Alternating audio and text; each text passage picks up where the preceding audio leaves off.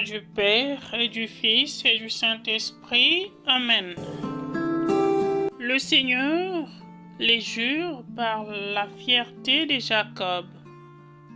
Non, jamais je n'oublierai aucun de leurs méfaits. J'ai dit vrai, je ne mens pas. Moi qui enseigne aux nations la foi et la vérité. Je voudrais donc qu'en tout lieu les hommes prient en élevant les mains saintement, sans colère ni dispute. Le maître fit l'éloge de ces gérants malhonnêtes, car il avait agi avec habileté.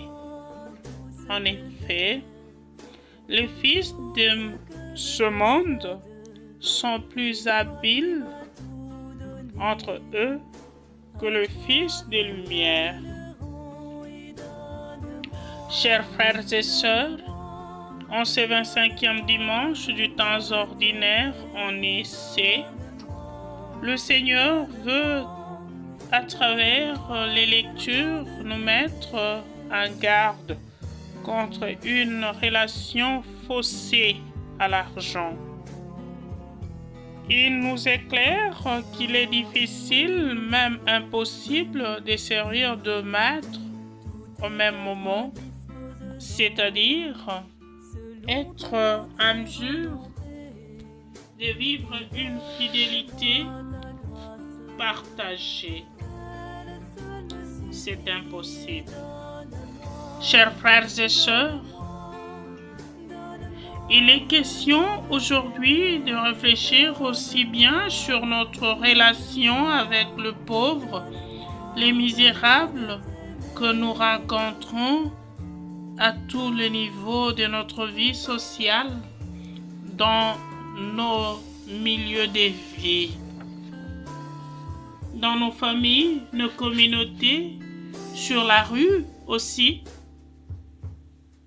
Sommes-nous attentifs vraiment à leurs sollicitations ou bien nous sommes indifférents, désintéressés?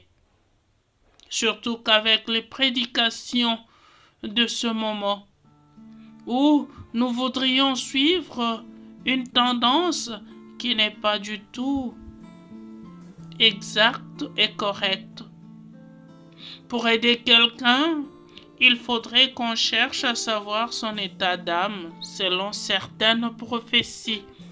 Y a-t-il vraiment un instrument qui nous aiderait à jauger l'état d'âme de quelqu'un afin de savoir comment lui venir en aide? Avons-nous des états d'amomètre, comme je l'ai dit toujours, parce qu'il faut avoir cet instrument pour jauger l'état d'âme de l'autre afin de pouvoir savoir ce qui habite en lui. Et la question revient, devons-nous aider que ceux qui nous aident? Devons-nous aider que ceux qui nous font du bien? Ou nous sommes appelés à faire du bien à tout le monde? Je crois mieux que nous sommes incapables de détecter l'état d'âme de l'autre pour que nous puissions être efficaces dans l'assistance. Et donc l'assistance que nous devons donner doit être gratuite, car nous n'avons pas d'état d'amomètre. Oui, chers frères et sœurs, comprenons que chaque fois nous sommes détournés d'une réalité à cause peut-être de notre indifférence. Que de fois nous sommes passés aux côtés d'un pauvre, d'un misérable, sans moindre assistance et aller notre chemin. Combien de fois nous sommes passés sans laisser un surplis à une pauvre maman, une veuve, qui vend le fruit sur la route et aller donner un plus à un servant, une servante au restaurant. Lui ou elle qui attend un salaire à la fin du mois. Nous leur donnons même un plus en termes de pourboire. Chose bonne et appréciable, certes. Mais est-ce que je l'ai fait pour cette pauvre vendeuse de fruits? Ou bien j'ai même marchandé ou discuté pour qu'elle rabaisse les prix? Chers frères et sœurs, il est temps d'échanger notre vie, d'être attentifs à tous et surtout aux malheureux. Nous les avons partout, rappelons-nous, et faisons-leur quelques surprises agréables. Les prophéties de ce jour peuvent nous induire en erreur. Et le prophète Amos nous interpelle en ce jour. Écoutez ceci, vous qui écrasez le malheureux pour anéantir les humbles du pays. Aussi, je voudrais parler des humbles de mon quartier, de mon avenue, de ma famille, de ma communauté. La misère du pauvre ne laisse jamais le Seigneur, notre Dieu, indifférent. Retenons-le. C'est pourquoi lui-même s'occupe efficacement d'eux. Le Seigneur le jure par la fierté de Jacob, dit le prophète Amos. Non, jamais. Je n'oublierai aucun de leurs méfaits. Les méfaits de ceux qui oppriment, bien sûr, les pauvres. Oui, chers frères et sœurs, trop souvent, nous gaspillons les superflus alors que le pauvre, le voisin, en a besoin. Combien de fois nous avons jeté la nourriture alors que nos frères, nos amis, nos voisins dorment à ventre creux. Là aussi, le Seigneur nous interpelle. Il est difficile de servir de maître et de rester loyal et fidèle. Chers frères et sœurs, celui qui sert Dieu, tout son bien aide à toute l'humanité. Je voudrais dire à tout son entourage et même à l'inconnu qui passe son chemin. Pourquoi pas à ceux qui nous haïssent. Mais celui qui, par contre, sert l'argent, la misère, la souffrance de l'autre est sans objet. Malheureusement, il se flatte même en disant « chacun doit vivre de son travail ». Dans l'Évangile, Jésus donne un enseignement profond à travers une image, une parabole. L'intendant habile, il présente ainsi l'habileté des gens de ce monde qui surpasse celle des enfants des Lumières. L'économe de l'Évangile va se composer un trésor fait de l'amitié qu'il veut réaliser à partir de biens qui ne lui appartiennent du tout pas. Il est donc malhonnête, mais son habileté dans la préparation de son avenir est supérieure aux précautions que prennent les enfants des Lumières. Voilà ce qui intéresse le maître. Quelles précautions prendre pour hériter le royaume des dieux? Être bon, être juste, être cohérent, non pas vivre dans l'hypocrisie.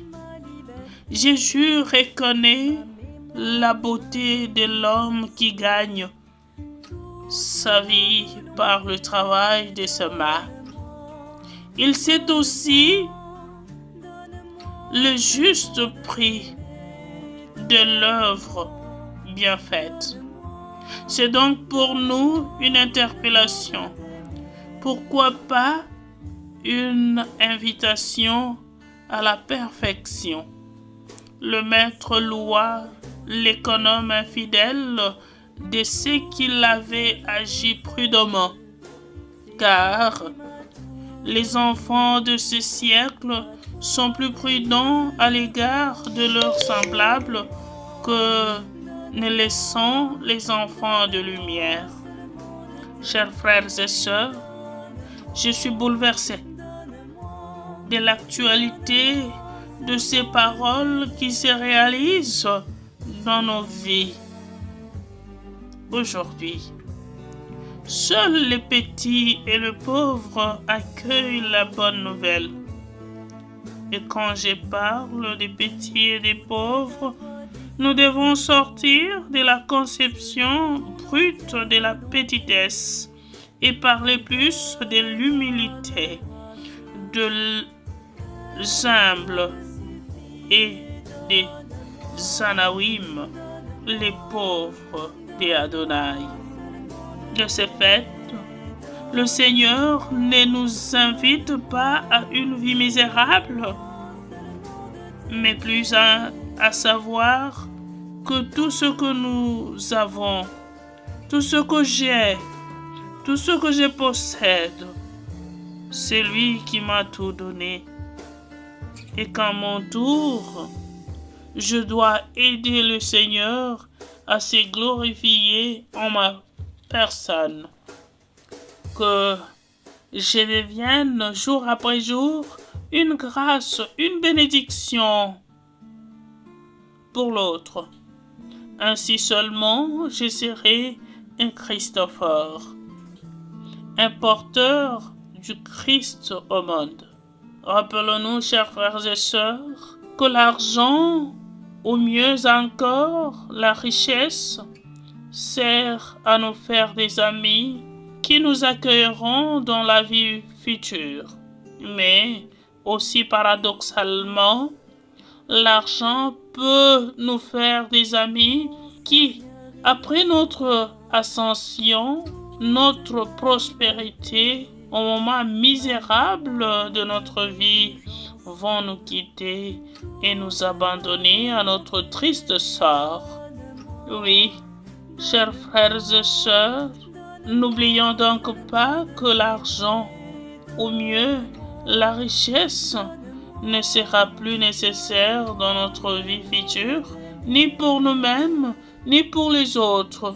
Soyons donc généreux. Rappelons-nous toujours que derrière un pauvre se cache Jésus, l'unique pauvre qui me révèle ce que je suis. Un jour viendra où nos possessions seront inutiles. Il est écrit, là où est votre trésor, là aussi sera votre cœur. Que sert à l'homme alors de gagner l'univers s'il arrive à perdre son âme? Nous sommes appelés à prier aussi, chers frères et sœurs, jour après jour, continuellement, pour ceux qui détiennent le pouvoir, afin qu'ils sachent gérer la chose publique pour le bien de tous et non raflouer leur propre sac sans se soucier du peuple. Que tout celui qui est revêtu d'une autorité sache tout de même qu'il est appelé à devenir jour après jour un intendant fidèle et que la justice distributive soit observée. Demandons donc, chers frères et sœurs, la grâce d'entendre et de mettre en pratique cette parole, d'être des bons gérants de la vie divine que Dieu a voulu inscrire dans notre humanité. Amen.